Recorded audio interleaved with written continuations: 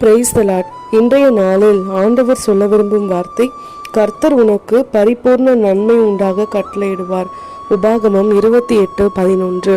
அன்பான தேவனுடைய பிள்ளைகளே, நம்முடைய வாழ்க்கையில நமக்கு கிடைக்கிற நன்மையில கூட சில நேரங்களில் நமக்கு திருப்தியே கிடைக்கிறது இல்லைல்ல.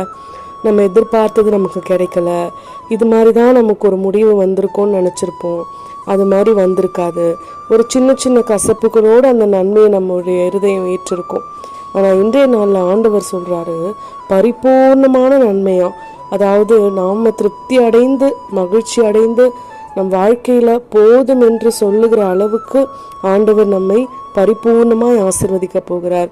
இன்றைய நாளிலும் கூட நம் நிலத்தின் கனிகளையும் நம் கர்ப்பத்தின் கனிகளையும் நம் கையின் பிரயாசங்களையும் நம் தானியங்களையும் களஞ்சியங்களையும் ஒன்றும் குறைவுபடாமல் அமுக்கி குலுக்கி மடியில் சரிந்து விழும்படி பரிபூர்ணமாய் நிரப்பப் போகிறார். அந்த தேவனை நாம் விசுவசித்து ஒவ்வொரு நாளும் ஆசீர்வாதங்களையும் கிருபைகளையும் பெற்றுக்கொள்ளலாம். ஆமேன்.